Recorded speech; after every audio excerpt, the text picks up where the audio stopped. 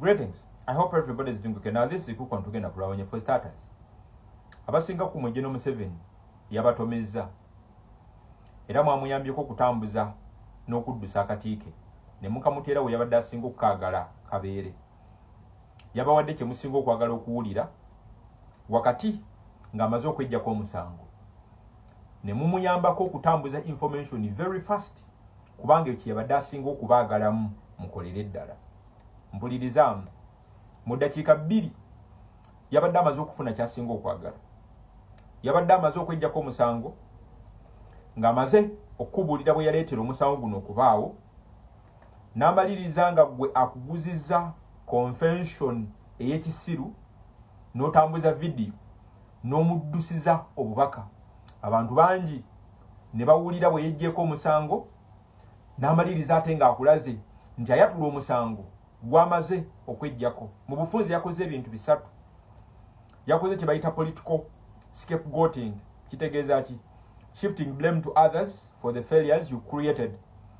Okukyusa okunenyezebwa n'okuteeka ku balala ku nsobi zennyini oba kulemererwa kennyini ku watondawo.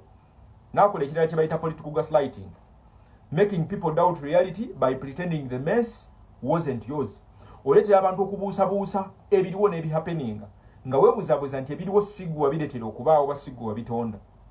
N'amaliriza ng'akoze ekyokusatu mu ddakiika 2. Political deflection. Refusing accountability for holding power all along. Okwewala n'okudduka accountability naye ng'ate gwe abadde mu maanyi bbanga lyonna. Kanjiteme bwe nti bw'ati General Museveni bwe yase ne yeggyako omusango mu ddakiika 2 yakikoze bw'ati. 1. Now, those of his viewers, many of them are dead, clogged by those parasites. But me here, I've got many years. I don't only listen to one person. Bwe yamaze okweggyako omusango n'amaliriza ng'akubuulidde omusango bwe gwabaawo ne bwe yaguleka okubaawo. Bw'ati bwe yaguleka okubaawo. They are really, because NRM is a benevolent group. We're not vicious, we don't hurt people. Kati n'amaliriza ng'akulaze butya omusango bwe gwabaawo bw'ati. We don't hurt people. So these people who plan bad things, when they get along the way, they say, why are we doing this? Why are we doing this? Let's go and report. They come and report themselves. Kati kansooke nkunnyonnyole bukiripo obwo bubiri. Mpulirizaamu oba obusatu. General Museveni yase n'eggyako omusango ng'anenya abantu nti ofiisi zaabwe zaafa. Mu bufunze ng'anenya abantu nti system yafa. Mu kaseera ke kamu nga tewayise yadde eddakiika emu. N'amaliriza ng'akugambye nti bo bali benevolent, nti NRM eri benevolent. Yakataddewo kigendererwa ng'akimanyi togenda fokasinga. Kankubulire kitegeeza.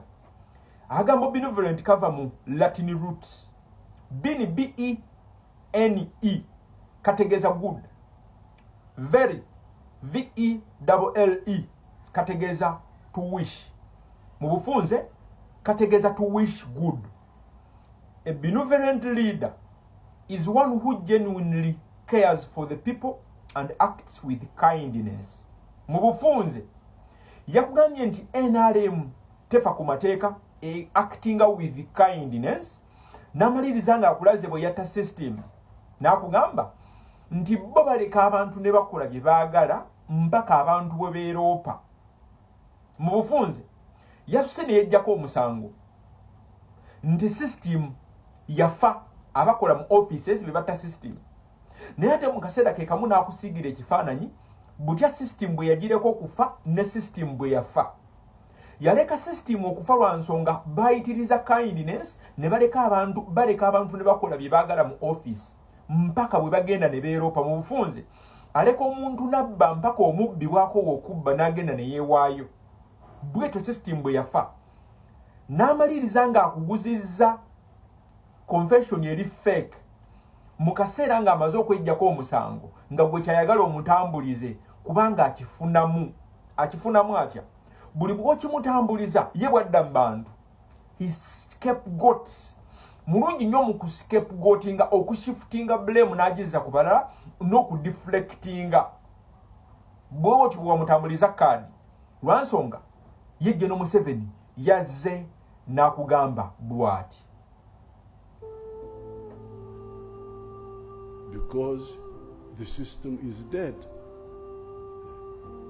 Major kati mpulirizamu rotten yakugambye system eri dead kyewabadde oyagala okuwulira ate naye kyeyabadde ayagala otambuze kubanga abasinga ku mmwe ebbanga lyonna nga nange muntu alidde ebbanga eryayita bwe nali ndowooza nti Muzeeyi Museveni alemereddwa is a failure. Nali ndowooza nti sisitimu ye nfu. Mpulirizaamu kankumalemu amaanyi. Eyo system si nfu. The system is not dead. Kyeyabadde akugamba kitegeeza okugamba nti enkoko empanga tebiika magi. Kituufu, enkoko empanga tebiika magi. Naye gwe weebuuzizzaamu yatondebwa kubiika magi. Mu creation enkoko empanga ebiika amagi. System ekolera ddala kye bagitonda okukola to kill. Omuntu asobola kuvaayo n'agamba nti system nfu nga system yatondebwa kutta. Yennyini akugambye nti bo bali benevolent, ba actinga with kindness. Mu bufunze buli akola ekikolobero ku rigimu ye bamuleka n'akola ekikolobero mpaka bwagenda okweroopa. They don't hunt people ku nsobi ze bakoze. In the end ng'amaze okweggyako omusango ng'aguzizza ku bantu abakolera mu office be yaleka batte office ezo. Bwe yeggyako omusango gwe nakuwa ky'osinga okwagala okuwulira nti the system is dead otambuze ekyo mpulirizaamu. Ekyo kimukolera lwa nsonga ye buli kaseera agenda kujja yeggyeko omusango alage nti si yabikola wadde ng'awakinga over nga bihappeninga. It's time otandika okugamba abantu nti the system is not dead. The system works perfectly according to the design of the master. System ekola nga nnyiniyo bwe yagidesigning okukola. Enguzi weeri not by accident. Sinti bagirwanyisa enguzi weeri kubanga emuyambako okusigala mu bukulembeze etya. Gyakoma okuleka abantu ne bali enguzi wansiiwe. Abafunako leverage. Buli gwafunako leverage tasobola kuddayo ku challenginga ntebe mwatudde. Kyakubiri emuyambako creatinga ba royal soldiers. Nti abantu basigala mu bifo nga bakimanyi nti bagenda kubba ng'omukulembeze tabakutteeko. Kyakusatu emuyambako kuuma eggwanga nga lyavu abali desperate bangu ba controllinga. Injustice. Weak institutions sinti institutions inafu. Yazinafuya on purpose by design. Lwansonga senga institutions zibeera z'amaanyi tezigenda kumusavinga. Zigenda savinga bantu. Kati alina okuzinafuya on purpose zisobole okumusavinga osigala mu bukulembeze.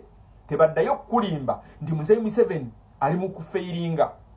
System yagidesigninga kufeiringa gwanga. Kumusavinga ye ng'omuntu, kusavinga interests ze. Mpulirizaamu. Toddayo kutambuza message nti the system is dead. Ekyo yabadde akyogera kusirwaza.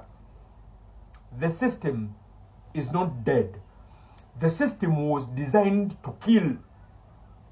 Gwe buli kyolaba bw'akyagala lwansonga byonna gye bikoma okusigalawo bimusavinga ye ng'omuntu ne interests ze.